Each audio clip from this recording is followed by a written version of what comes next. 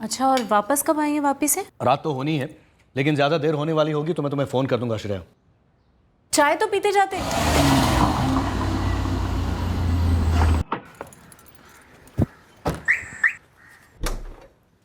अजय, अजय। आया सर। जय श्री कृष्ण शरद भाई। हाँ, जय श्री कृष्ण।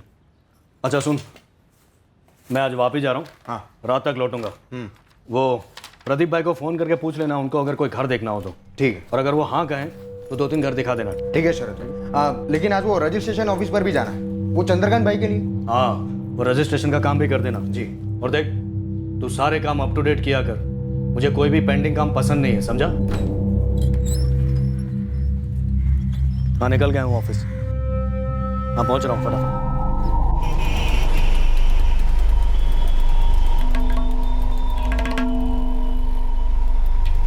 मम्मी, टहलने जा रहा हूँ, आधे घंटे में लौटूंगा।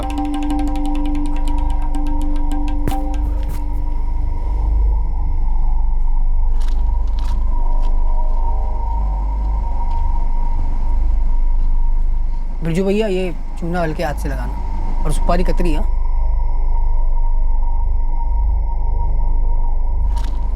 राजेश, पान खाएगा? ना ना पंकज, तू खा ले, मैं ठीक हूँ।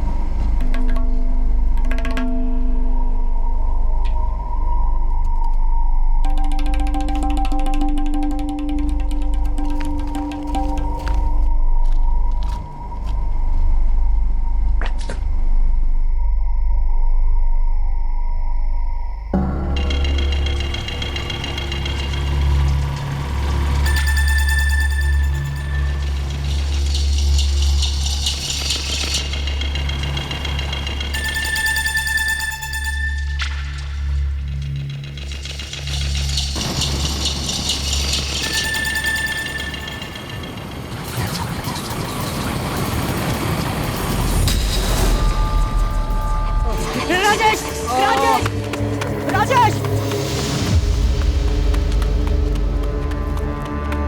रमेश भाई, रमेश भाई, किसी ने राजेश पर हमला कर दिया है। क्या? किसने किया हमला? क्या हुआ क्या, ये तो बताओ। पता नहीं रमेश भाई, वो परिमल रोड पर हुआ है हमला। कविता, पंकज राजेश को अस्पताल लेकर गया।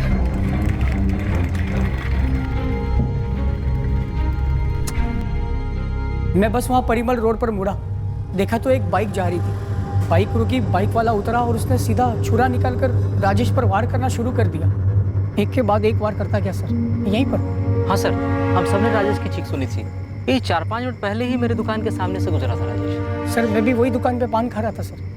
कुछ 10:35 बजे मैं घर पे लौट रहा था और तभी मैंने ये हादसा होते देखा। तुमने बाइक वाले को देखा पंकज? मतलब उसका चेहरा? नहीं सर, नहीं देख पाया सर। उसका चेहरा कपड़े से ढका हुआ था, पीले रंग के कपड़े से सर। और मैंने देखा कि राजेश उसे बेनकाब करने की पूरी कोशिश कर रहा था सर। बाइक का नंबर?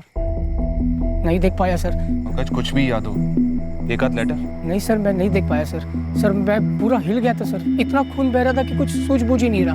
ना ना, आप पेशेंट से नहीं बात कर सकती हैं। कुछ ज़्यादा सीरियस है क्या डॉक्टर? जबरदस्त ब्लड लॉस हुआ है, उसके सारे इंटरनल ऑर्गन्स डैमेज हो चुके हैं। उसके बचने के चांसेस कितने हैं, सर्वाइवल रेट क्या है, ये सब इस वक्त हम कुछ नहीं बता सकते। किसी से मिलने जा रहे हैं, ऐसा तो कुछ कहा नहीं था राजेश भैया ने। आदत है राजेश की, रात के खाने के बाद आधा घंटा टहलने जाता है वो। राजेश को तो मैं सालों से जानता हूँ सर। हाँ सर, यही अम्बे नगर में रहता है सालों से फैमिली के साथ सर। तो फिर उसकी ऐसी लड़ाई किसके साथ हो सकती है जो उसे चाकू ही मार दिया? मुझे नहीं पता सर। सर, ये तो आपको राजेश खुद बता पाएगा या फिर उसके घर वाले। हेलो, हाँ कहाँ हो अभी, कब तक आओगे? अरे यार, हरीश भाई की गाड़ी पंक्चर हो गई है।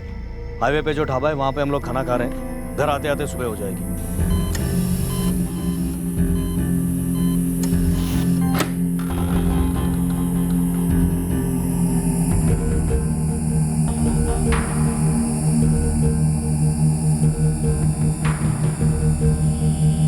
मेरी बात तो सुनो सर। अरे साहब, कल रात में बाहर गया ही नहीं हूँ। अरे वो लोग किसी का भी नाम लेंगे और आप लोग ऐसे ही उठा के लेके जाएंगे। हमें धक्का क्यों दे रहे हैं? जानवर क्या हम? अरे कहाँ लेके जा रहे हो? मेरे दिमाग में एक ही नाम आ रहा है, अमित जोशी। अमित जोशी रहता कहाँ है? हमारे ही मोहल्ले में। उसका मेरे बेटे राजेश के साथ झगड़ा हुआ था। सर मेरी गाड़ी राजेश की गाड़ी को सिर्फ टच करके निकली थी और गर्मा गर्मी में तू में हो गई। सर दिमाग फुल टॉस हो गया क्या मेरा, जो छुरा घोंप दूंगा। प्रीति, क्या तुम्हें भी यही लगता है कि अमित जोशी ने तुम्हारे भाई राजेश को चाकू मारा होगा? क्यों? तुम्हारे पिताजी तो दावे के साथ उसका नाम ले रहे। पता नहीं मैडम, मुझे बस ऐसा लगता है कि अमित ऐसा नहीं करेगा। नहीं पहनता, क्या करेंगे आप? कुछ खास नहीं, जबरदस्ती बनाएंगे, तकलीफ होगी सिर्फ तुझे। साहिब मेरे पड़ोस में जतिन है, जतिन उदेशी दोस्त है मेरा।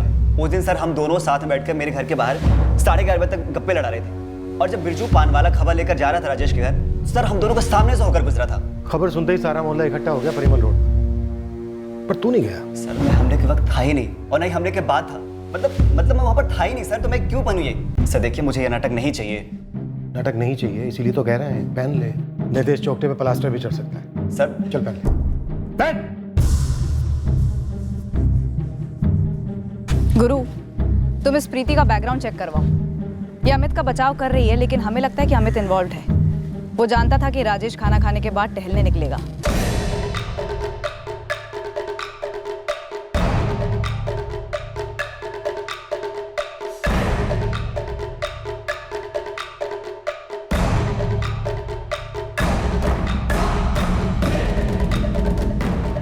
ये वो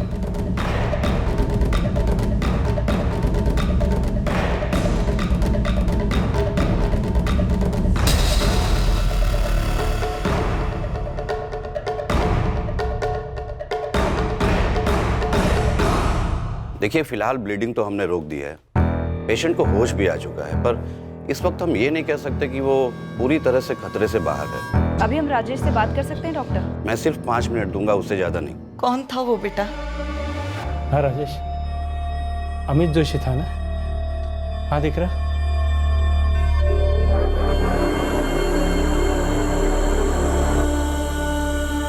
ना सर, मुझे नहीं लगता कि ये वो है। पक्का? अब बस भी करो ना साहब, वो ना कह रहा है और आप अब भी उसे हाँ बुलवा रहे हैं। सर, राजेश को होश आ गया है, बात करेगा। फैमिली वाले कह रहे हैं कि वो हमलावर को पहचानता है। मूव। अब मैं जा सकता हूँ? अभी नहीं भाई, उस राजेश को नाम तो लेने दे।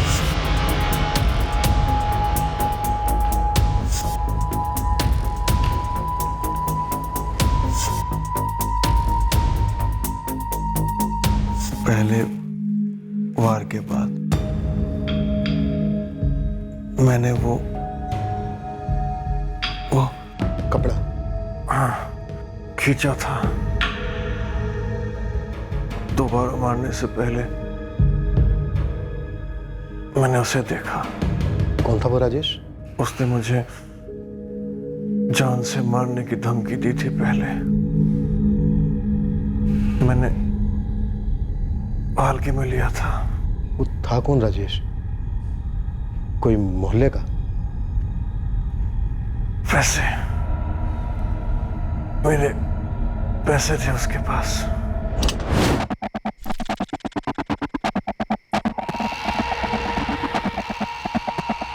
शरद भाई, शरद सोलंकी। पैसे हैं नहीं देने के लिए तो कहां से दूं भाई? शरद भाई, आपने कहा था कि आप 1 हफ्ते में पैसे दे दोगे। 2 महीने हो गए और आप मुझे अभी बता रहे हो कि आपके पास पैसे नहीं देने के लिए। अबे 25,000 रुपए के लिए रोज आके मेरे साथ माथापच्ची करेगा क्या? 25,000 रुपए की वजह से तेरी बहन प्रीति की शादी रुकने वाली है। अरे आप जैसे 8 लोग और हैं, मैं सबसे सारे पैसे इकट्ठा कर रहा हूँ, मिलाकर अच्छे खासे होते हैं। शादी जून में है, जून दूर नहीं, और आपको ऐसा मजाक लग रहा है? ए, आवाज नीचे। 25,000 रुपए देकर तूने मुझे खरीद नहीं लिया है, समझा ना? देखिए शरद भाई, मुझे मेरे पैसे वापस चाहिए, वरना देख लेना मैं क्या करता हूँ।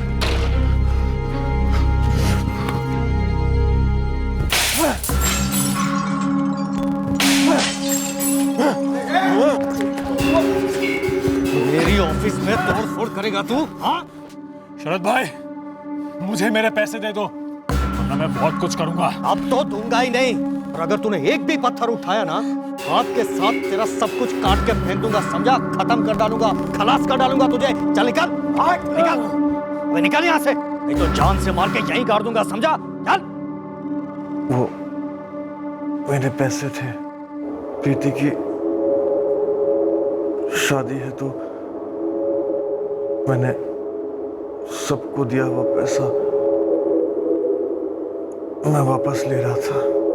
शरद भाई से मुझे 3 घर के ब्रोकरेज का कमीशन लेना था। प्रीति की शादी के लिए मैं वो पैसे लेने गया था। मुझे उन पैसों की बहुत जरूरत थी।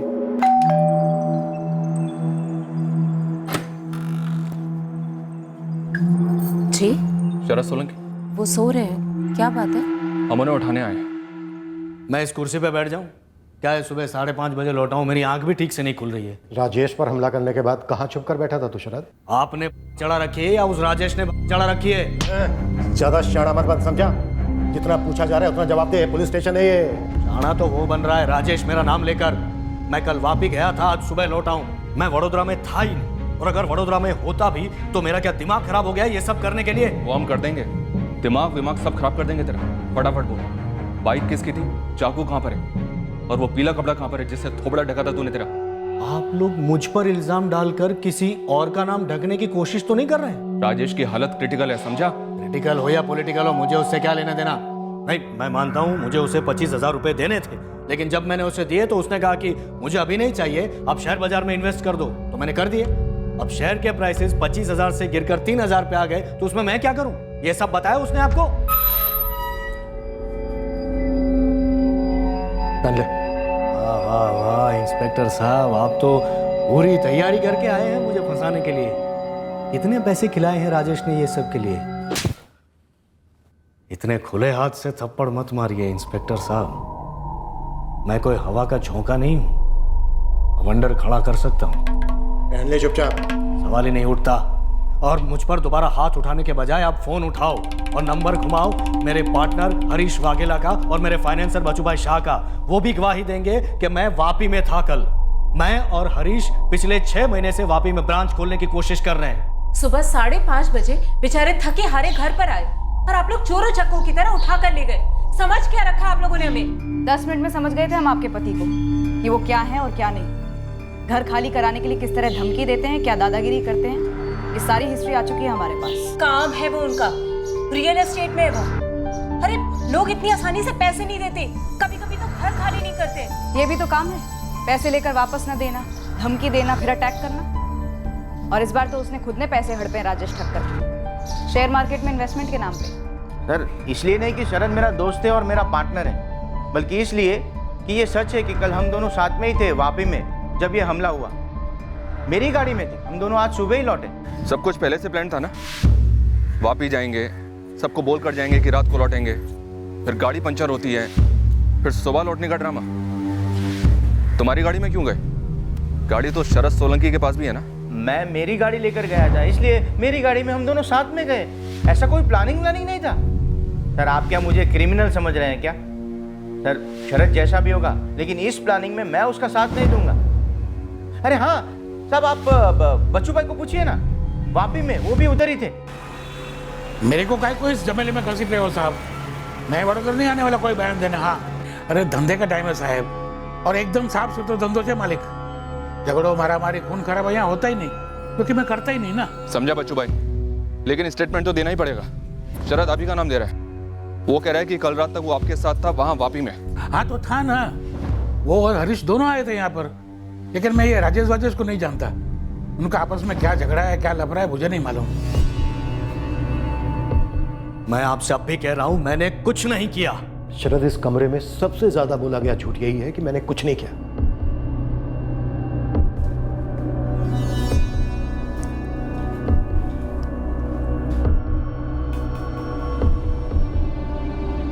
ये सब क्या नौटंकी चल रही है? कौन है ये तोताराम गवाह जो आपका गाना गाएगा? है कौन ये? मेरी माँ भी बचपन में मुझे रोज धमकी देती थी साहब, लेकिन ऐसा थोड़ी होता है। धमकी दी तो बंदा करेगा। अबे ज्ञान नहीं चाहिए तेरा, वो है मेरे पास, मुझे सीधे सीधे जवाब चाहिए। उसने धमकी दी थी या नहीं? दी थी। और ये वापी जाने वाला बहाना, ये प्लान था क्या? मुझे किसी भी प्लान वान के बारे में कुछ नहीं पता है। शरद भाई ने बोला कि वो वापी जा रहे हैं, तो बस मेरे लिए उतना ही मतलब बनता है सर।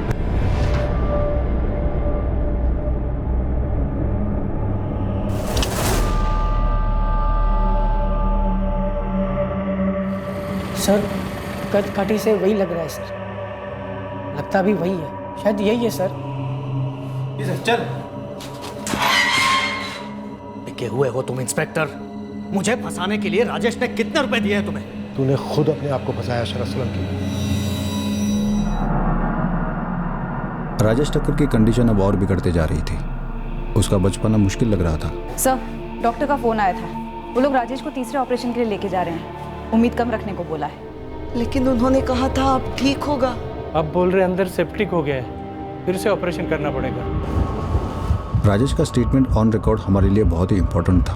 देखिए 10 मिनट के अंदर हम पेशेंट को ओटी में शिफ्ट कर रहे हैं। मैं आपको ज़्यादा से ज़्यादा 5 मिनट का टाइम दे सकता हूँ।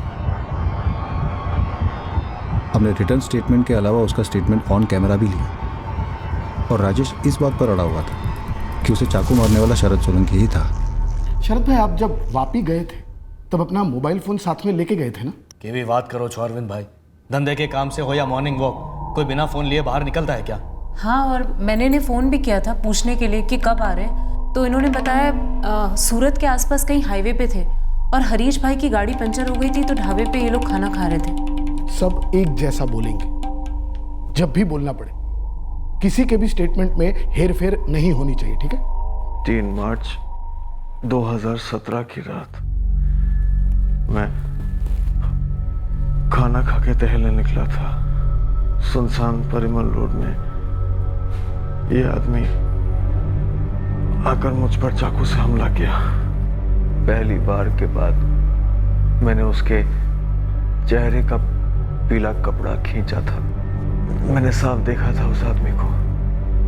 वो शरद सोलंकी है जिसने मुझे 25,000 देने हैं मेरी बहन प्रीति की शादी के लिए। वो पैसे मुझे चाहिए थे। राजेश टक्कर ने ऑपरेशन टेबल पर दम तोड़ दिया। उसका स्टेटमेंट अब उसका डाइंग डिक्लेरेशन था।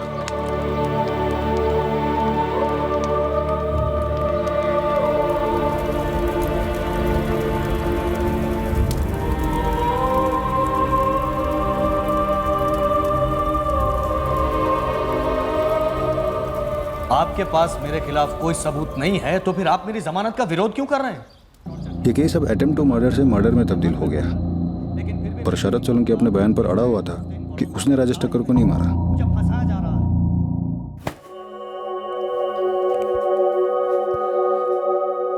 गिरीश और उसके घर वाले मान गए हैं। शादी बिल्कुल सादगी से होगी। मम्मी, मेरे अंदर कुछ टूट सा गया है। ऐसे नहीं बोलते। राजेश का सपना था तेरी शादी अच्छे से हो और उसके लिए वो मारे भी गए। हम सब दुखी है बेटा, अंदर से टूट गए हैं। पर राजेश की इच्छा थी जो कुछ भी हो तेरी शादी नहीं रुकनी चाहिए। मैंने थोड़े पैसे जेएस के पास रखे हैं। उसने वादा किया है कि वो 1 हफ्ते में लौटा देगा। जो भी हो पप्पा, प्रीति की शादी नहीं रुकनी चाहिए। काका, ये 75,000 राजेश ने मुझे 60 दिए थे 15 ब्याज के। काका, मैं इस समय बोलने का मतलब तो नहीं है, लेकिन बोलना चाहता हूँ मैं। ये राजेश को शरद भाई से पंगा नहीं लेना चाहिए था। उसे पैसों की जरूरत थी तो मुझे बोलता, मैं लौटा देता ये वाले। बेटा जयेश, शायद राजेश को ये पता नहीं था कि 25,000 रुपये के लिए वो जानवर शरद सोलंकी उसकी जान ले लेगी। इकरीब, तेरे पप्पा जून की तारीख नहीं बदलेंगे। राजेश ने तय की थी, शादी उसी दिन होगी।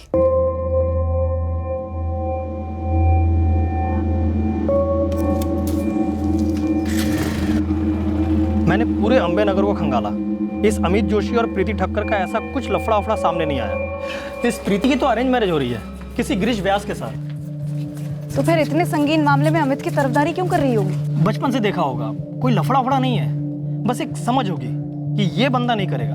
और ऊपर से पूरा मोहल्ला कह रहा है कि हमले वाली रात अमित घर पर ही था। शरद सोलंकी पे कुछ ऐसा कुछ भी हाथ नहीं लगा मैडम, लेकिन हर एक आदमी यही बात कह रहा है कि 1 नंबर का चंट और चालाक आदमी है। और मुझे भी लगता है कि पूरी साजिश इसी ने रची है। ये खुद राजेश भी यही कह गया। बाकी सबके भी स्टेटमेंट ले लो और चार्जशीट फाइल करो। हमने कोर्ट में चार्जशीट फाइल कर दी और अब इस केस में ट्रायल के लिए वेट कर रहे थे।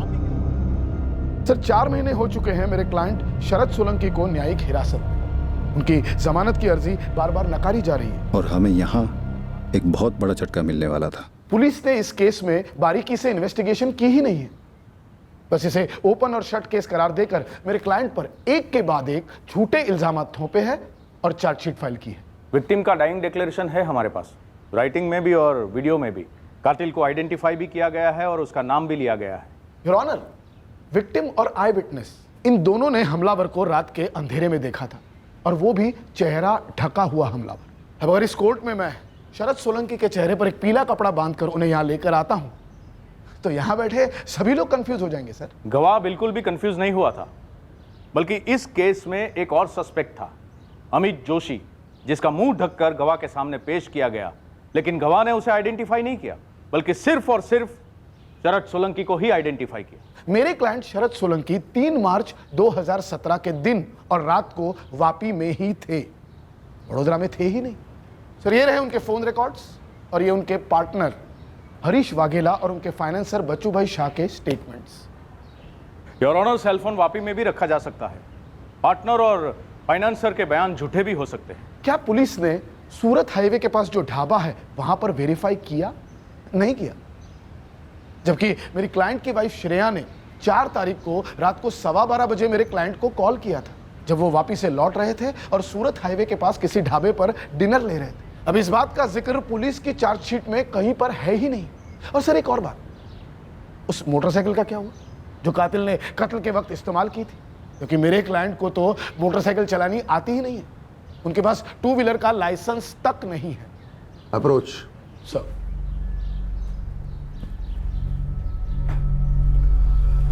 देखो, विक्टिम का डाइंग स्टेटमेंट एक मजबूत एविडेंस है, ये बात आप दोनों एग्री करेंगे, लेकिन फैसला सुनाने के लिए ये काफी नहीं है। सर पुलिस के पास अब ठोस और कुछ भी नहीं।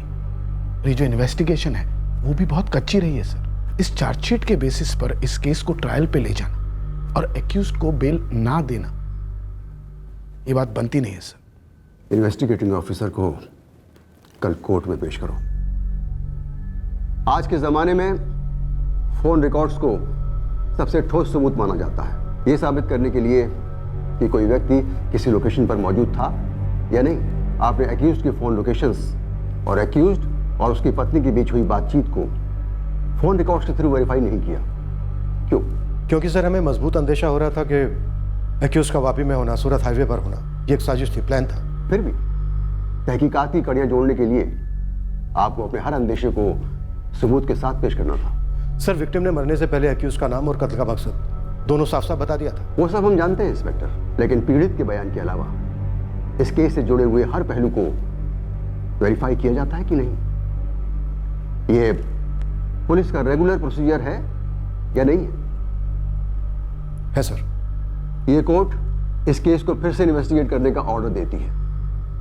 3 हफ्ते के बाद हम इस केस को फिर से सुनेंगे। तब तक एक्यूज्ड,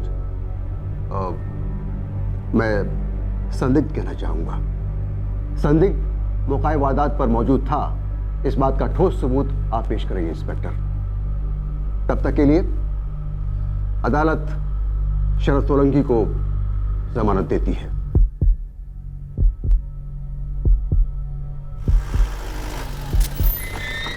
हमें नहीं मालूम था अब इस केस में नया क्या हाथ लगने वाला था। हमें नहीं मालूम था कि पीड़ित राजेश ठक्कर की डाइंग डिक्लेरेशन के अलावा कौन सा सबूत हमें शरद सोलंकी का गुनाह साबित करने में मदद करने वाला था। चाय।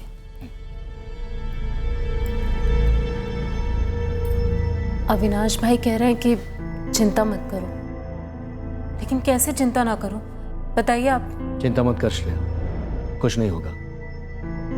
सीधी सी बात है, मैंने कुछ किया ही नहीं, मुझे फंसाया जा रहा है। सर मैंने अपने पहले ही बयान में आपको बताया, सूरत हाईवे पर है जय माता दी ढाबा। आप मुझसे दोबारा क्यों पूछ रहे हैं? यही जानने के लिए कि आपको कहीं ढाबे का नया नाम तो नहीं सूझ रहा है। मैंने आपको जो भी बताया उसमें झूठ का एक कतरा भी शामिल नहीं है। मेरी शरद के साथ सिर्फ और सिर्फ धंधे में भागीदारी थी, उसकी निजी जिंदगी के बारे में मैं कुछ नहीं जानता हूँ। शरद रात को 12:45 पर सूरत हाईवे पर हरीश वाघेला के साथ जहां तुमने डिनर किया था, उस ढाबे का नाम क्या था? जय माता दी ढाबा। हम जब भी वापस से लौटते थे हमेशा वहीं खाना खाते थे। तो हमेशा रात को 12:15 पर ही डिनर करते हो? आपने दिल से ठान ली है कि मुझे गुनहगार साबित करना ही है, लेकिन उससे पहले आप एक बार जय माता दी ढाबा जाइए, उससे लगकर जो गराज है वहां भी इंक्वायरी कीजिए। हरीश भाई की गाड़ी का पंक्चर हमने वहीं बनवाया था। सर, शरद सोलंकी के फोन की लोकेशन 3 मार्च की रात 12:15 बजे सूरत हाईवे पर ही है। अगर ये सब कुछ प्लान्ड है तो फोन लोकेशन तो वो होना ही था। श्रेया सोलंकी के फोन की लोकेशन घर पर ही है, यहीं वडोदरा में? जी सर। फोन की लोकेशन X है तो जरूरी नहीं है कि फोन का मालिक भी वही हो। फिर भी हमें सूरत के हाईवे के पास वाले जय माता दी ढाबा जाना ही है, सबूत इकट्ठा करने की। शरद और हरीश वाकई में वहाँ खाना खा रहे थे, हरीश की गाड़ी में वाकई में पंचर हुआ था। अब की बार कोर्ट में डाउट की कोई गुंजाइश नहीं होनी चाहिए।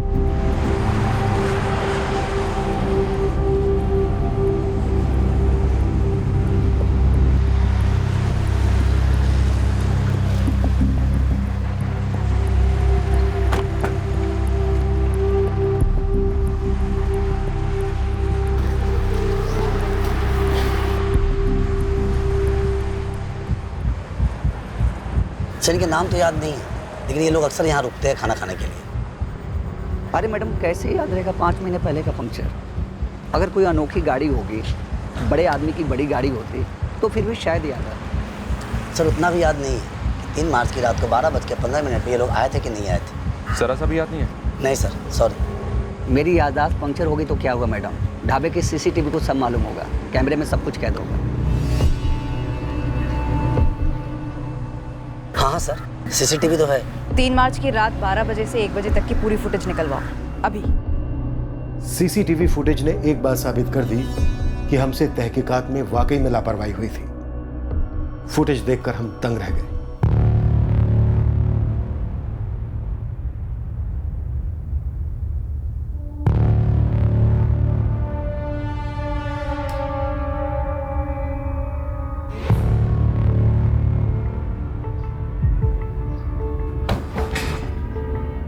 सर, वडोदरा से सूरत हाईवे के पास वाले ढाबा तकरीबन 140 किलोमीटर दूर है। कम से कम 2.5 घंटा लगता है। सर, राजेश पर हमला हुआ रात को 11 बजे वडोदरा में, और शरद इस ढाबे पर था रात को 12:05 पर। सिर्फ 1 घंटा 5 मिनट में वडोदरा से इस ढाबे पर पहुंचना तकरीबन नामुमकिन है। सर, फुटेज में रात 12:15 बजे शरद फोन पर बात करता हुआ नजर आ रहा है। उसकी वाइफ का फोन था। उसके और उसकी वाइफ के कॉल रिकॉर्ड्स में एक कॉल शो भी हो रहा है।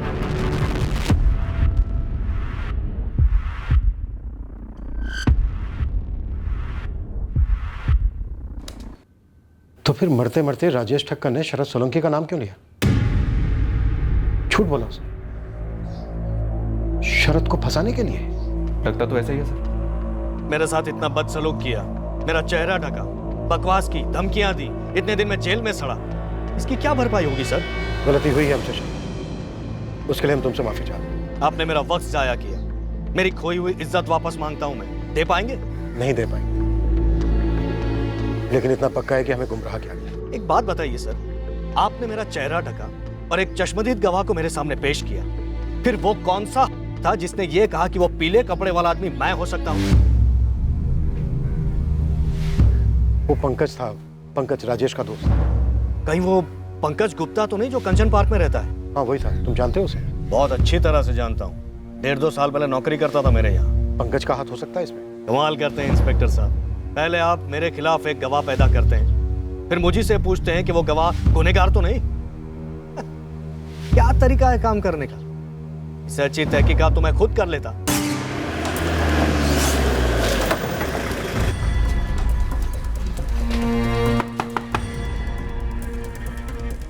पंकज गुप्ता को बुलाओ। वो कौन है? और तू कौन है? सर, मेरा नाम नितिन कुमार है और मैं यहाँ 3 महीने से किराए पे रह रहा हूँ। अपने मकान मालिक का फोन नंबर दे, जल्दी। તમે જો ફોન નંબરનો સંપર્ક સાધવા માંગો છો તે મોબાઈલ સ્વિચ ઓફ છે। सर, पंकज गुप्ता का फोन स्विच ऑफ आ रहा है। तुरंत फोन रिकॉर्ड लिख लो। इस केस में हमसे बहुत बड़ी गलतियां हुई हैं, एक के बाद एक। अगर ये केस ढंग से हल नहीं हुआ तो हमारी काबिलियत पर हमेशा के लिए सवालिया निशान लग जाएगा।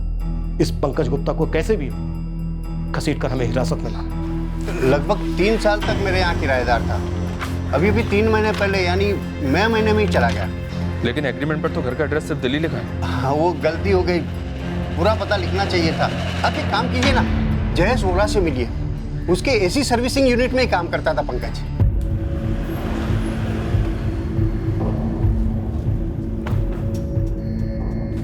जयेश वोरा तुम ही हो? हाँ जी साहब, क्या हुआ साहब? ये पंकज गुप्ता ने नौकरी छोड़ दी क्या? साहब वो तो मई महीने में अपने घर चला गया था। दिल्ली? हाँ जी दिल्ली। दिल्ली का एड्रेस है? नहीं साहब। क्या हुआ साहब? राजेश ठक्कर को जानते हो तुम? वही राजेश ने जिसका मर्डर शरद सोलंकी ने किया है ना। झोल है कुछ, और ये हमें पंकज से जानना है कि झोल क्या है। पंकज को मैं पिछले 1.5 साल से जानता हूँ, जब से उसने शरद भाई की नौकरी छोड़ी थी और मेरे पास काम मांगने आया था। इससे ज्यादा मैं उसके बारे में कुछ जानता नहीं साहब। ऐसा भी क्या हुआ था? राजेश का तो समझ में आता है, लेकिन पंकज आपको इसमें क्यों फंसाना चाहता था?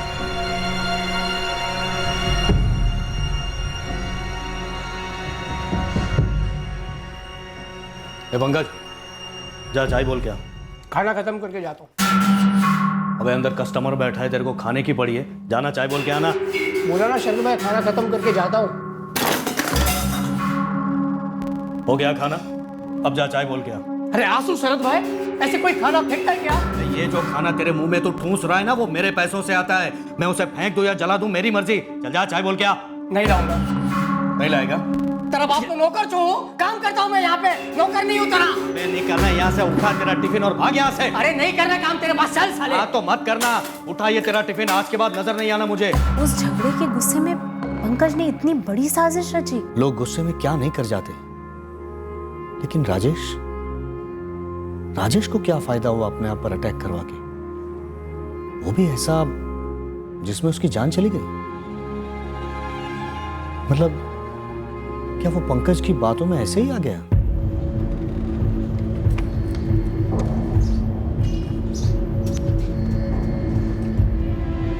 सर इस बार वाकई में हम लोग बहुत बुरी तरह चूके हैं। ये पंकज के फोन रिकॉर्ड है सर, पूरा कच्चा चिट्ठा इसमें है, पूरा खेल उसी ने रचा था सर। क्या खेल? सर हमने राजेश पे अटैक की टाइमिंग 11 बजे की पकड़ी थी, क्योंकि पंकज ने 11:03 पे कंट्रोल रूम में फोन किया था। आगे? पंकज ने एम्बुलेंस को 10:40 पे ही फोन कर दिया था सर। हमला होने से पहले ही एम्बुलेंस को फोन? ऐसा कौन करता है सर?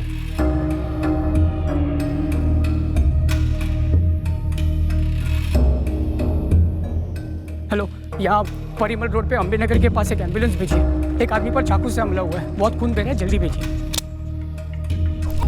तो पीले गमछे वाला बाइक पर आया हुआ हमलावर मनगढ़ंत हो सकता है। लेकिन सर राजेश इस प्लानिंग में शामिल क्यों होगा? वो खुद के कत्ल का झूठ क्यों बोलेगा? शायद राजेश और पंकज के बीच में कोई साठगांठ हो, इस शरद सोलंकी को फंसाने के लिए। मतलब सिर्फ शरद को फंसाने के लिए राजेश ने खुद पर ऐसा हमला करवाया? राजेश ने झूठा बयान दिया? जी, शरद सोलंकी उस रात उस वक्त वडोदरा में था ही नहीं। पर क्यों? प्रीति, कविता जी, राजेश ने अपनी जान गंवाई, झूठा बयान दिया। क्या पंकज के साथ उसकी कोई साठगांठ थी? कैसी साठगांठ? मैडम मेरे भाई की जान गई है। ये तो पंकज गुप्ता ही बता सकता है, लेकिन राजेश के मरने के बाद से वो फरार है। हमें पता चला है कि वो दिल्ली का रहने वाला है। क्या आप लोग जानते हैं कि वो दिल्ली में कहाँ रहता है?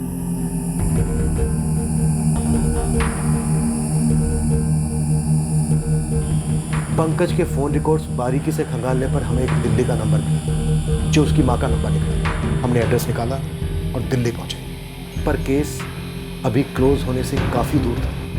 हम पंकज की तलाश में एक अजीब सी अंधी गली में गुमराह हो गए। क्यों? क्या किया है मेरे बेटे ने साहब? पंकज शायद किसी जुर्म में शामिल है। कहाँ है वो? मई महीने में आया था घर पे वडोदरा से, पूरा 1 हफ्ता रहा यहाँ, बिल्कुल मायूस। उसने घर से बाहर एक कदम तक नहीं निकाला था। क्या हुआ है बेटा? अरे कुछ तो बोल।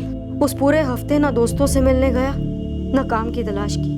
मैंने लाख कोशिश की पता करने की कि माजरा क्या है, पर उसके बर्ताव से लग रहा था कि उसने कुछ खोया है और किसी को उस बारे में बता नहीं पा रहा है। पंकज इस वक्त कहाँ हो सकता है शीला जी? घर से निकलते वक्त उसने एक शब्द नहीं कहा था। मैं जब वो यहाँ से निकला, उसके बाद से कोई कॉल किया आपको उसने? नहीं ना, तभी तो मैं इतनी परेशान हूँ। मैंने कितने बार फोन लगाया उसे, पर उसका फोन बंद ही आ रहा है। सर पंकज की माँ के फोन रिकॉर्ड चेक करें, वो सही बोल रही है। फोन टैपिंग पर डाल दिया उसने। उसने कहा पंकज मायूस था। हाँ। सर, ये बंदा जो हुआ कहीं उसे लेकर बहुत दुखी तो नहीं हो गया? और प्लान क्या था इसका और राजेश का मकसद क्या था? हमें इस पंकज को जल्द से जल्द ढूंढना होगा। साहब मेरी ऐसी कोई दोस्ती नहीं थी उससे जो नौकरी छोड़ने के बाद मुझसे कांटेक्ट करे। जयेश, मुश्किल घड़ी में इंसान हर किसी के दरवाजे पर दस्तक देता है। अगर तुम्हें उसका फोन आए तो उसे बोलना नहीं कि हम उसे ढूंढ रहे हैं, बस हमें इन्फॉर्म करना तुरंत। जी साहब, ज़रूर, आपको बोलने की ज़रूरत नहीं साहब। साहब लेकिन एक बात समझ नहीं आ रही कि पंकज और राजेश ने ऐसा किया क्यों? जब तक पंकज हाथ नहीं लगता हमें इस साजिश का मकसद ही पता नहीं चलता, जिसमें मौत दो में से एक षड्यंत्रकारी राजेश ठक्कर की ही हुई थी। दूसरी ओर पंकज की मां का फोन 24 घंटे निगरानी पर था, पर पंकज ने एक बार भी उसे कॉल नहीं किया। हमारी दिल्ली की टीम ने पंकज को खोजने में कोई कसर नहीं छोड़ी, पर कोई भी लीड हाथ नहीं लगी। समय गुजरता गया। हमें अब ऐसा महसूस होने लगा कि शायद पंकज कभी हाथ नहीं आएगा। साजिश फेल होने की मायूसी में, या फिर वो कहीं और जाकर बस गया था, अपनी मां से भी दूर, या फिर कुछ और ही हुआ था। ये हमें पता चला पंकज की खोज के 6 महीने होने के बाद, जब जुर्म को 1 साल हो गया था। आखिरकार पंकज हमें मिल गया जब वो खुद से अपने घर लौटा।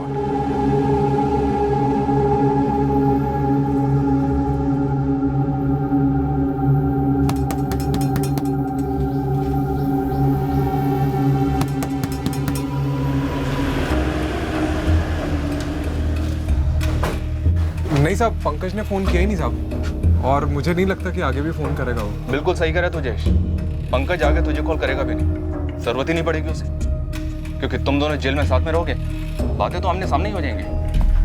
साहब मैं कुछ समझा नहीं साहब। लॉकअप में चल साले, सब समझाता हूँ तुझे, चल। अरे हद है साहब, साहब पंकज को पकड़ नहीं पा रहे तो मुझे बकरा बना रहे साहब आप। पंकज को धर लिया हमने और उसका मुंह भी खुलवा दिया, अब तेरी बारी है। हमें नहीं मालूम था कि राजेश मर जाएगा, वो हमारे प्लान में था ही नहीं। ये हमें कौन कौन लोग शामिल थे पंकज? मैं और वो जयेश वोरा। क्या?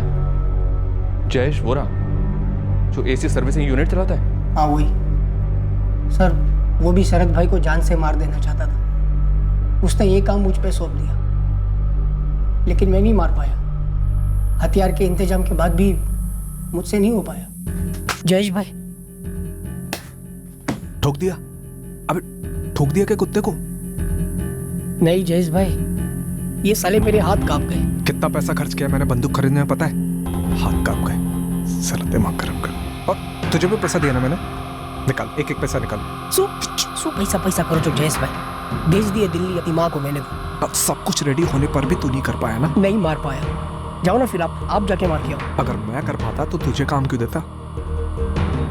और साला तू भी गुस्सा था ना उससे? हाँ लेकिन जयेश भाई खून करने जितना नहीं था। साहब ये शरद सोलंकी है ना, एक नंबर का इंसान है साहब। ये कोई दूध का दूल्हा नहीं है साहब। तेरी क्या दुश्मनी थी उसके साथ? साहब मुझे एक बड़ा कॉन्ट्रैक्ट मिल रहा था जिसके लिए पैसों की जरूरत थी, तो मैंने अपने गहने उसके पास गिरवी रख दिए साहब, जिसकी कीमत 8 लाख थी और उसने मुझे 5 लाख दिए साहब। 2 महीने क्या लेट हो गए उसके पैसे लौटाने में। मेरे गहने बेचने निकला था, 8 लाख के गहने साहब। जैसे तैसे हाथ पैर मार के मैंने उसके पैसे लौटा भी दिए, तब भी मेरे गहने वापस नहीं कर रहा था।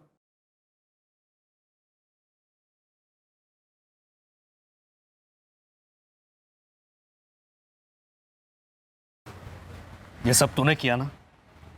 अरे शरद भाई ये तो फिल्म का ट्रेलर है, और आपसे ही तो सीखा है कि ऐसे लोगों की फाड़ते हैं। अब पुलिस तुझे फाड़ेगी। अरे शरद भाई, पुलिस वो कुल्हाड़ी है जो आप अपने पैरों पर मार रहे हैं। पुलिस मेरी फाड़ेगी ना तो मैं भी तो अपना मुंह फाड़ूंगा। मैं भी तेरा नुकसान कर सकता हूँ। वो जब आप कल आएंगे ना यहाँ पे तब दिख जाएगा। आज तो बोर्ड उतारा है नीचे, लॉक चेंज किया है। कल का पूरा प्लान है, आपकी एक एक क्लाइंट को फ़ोन करके बता दिया जाएगा कि आपका धंधा चौपट हो गया, आपके सारे पैसे डूब चुके हैं। फिर देखना यहाँ पे कैसी लाइन लगती है और आपके कपड़े कैसे फटते हैं। मैंने आपका पूरा पैसा लौटा दिया है, अब आप भी मेरे गहने लौटा दो और किस्सा ख़त्म करो, वरना 8 लाख के चक्कर में आपका दुगना नुकसान कर सकता हूँ। साहब मैंने फिल्मों वाले गुंडों के जैसे उसको धमकाया, तब जाके उसने मेरे गहने वापस किए। साहब ये एक नंबर का लीचड़ हरामखोर आदमी है साहब। तो इस सब में राजेश को बलि का बकरा क्यों बनाया? बलि का बकरा बनाने का कोई प्लान ही नहीं था साहब, सब गड़बड़ हो गया बुरी तरह। राजेश को भी शरद भाई से रंजिश थी, जयेश भी बदला चाहता था और मैं भी उसे तड़पते देखना चाहता था। इसलिए मैंने राजेश को अंदर खींचा और हम लोगों ने प्लान बनाया जिससे शरद भाई को जेल होती। सर हमारा मकसद सिर्फ इतना ही था कि ये कुत्ता जेल जाए और सड़े वहाँ बस। देख राजेश, तू डर मत, बिल्कुल मत डर, जरा सा घाव होगा बस, है ना? और उसके बाद हम सारा जिम्मा शरद सोलंकी पे डाल देंगे।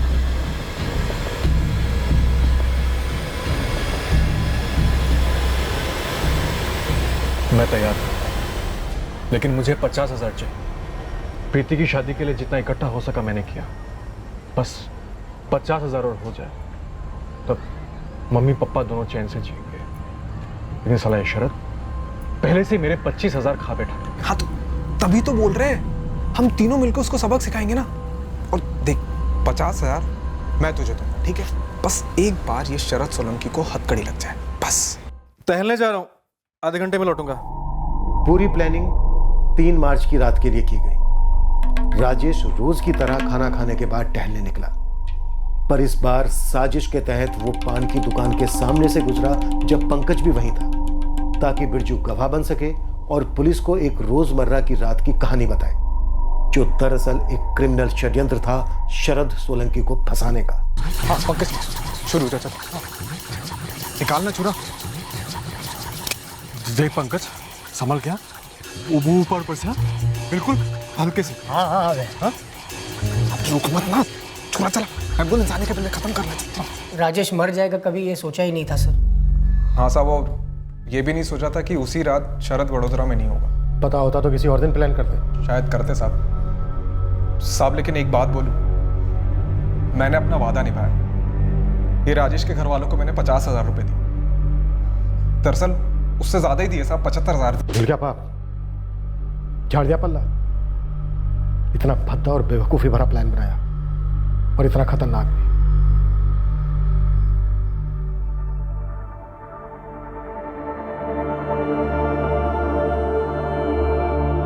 क्या हुआ? पंकज को पकड़ा? प्लान जयेश का था, वो मुझे फंसाना चाहता था। जयेश वो रहा अपना। हाय राम, अच्छा हुआ जो उस दिन आप वापिस चले गए थे। बच गया। इससे पहले उन्होंने मुझे मार डालने का प्लान भी बनाया था, हथियार भी खरीदा था उन्होंने। राजेश का परिवार उसकी इस साजिश में भागीदारी को कबूल ही नहीं कर पाया। वो भी उसने ये सब कुछ प्रीति की शादी के लिए पैसे जुटाने के लिए किया। एक भयंकर साजिश में शामिल हुआ जिसने उसी की जान ले ली। और लंबे अरसे तक हम भी इस केस में गुमराह होते रहे, क्योंकि हमारी इन्वेस्टिगेशन में वाकई में कुछ गंभीर खामियां रही।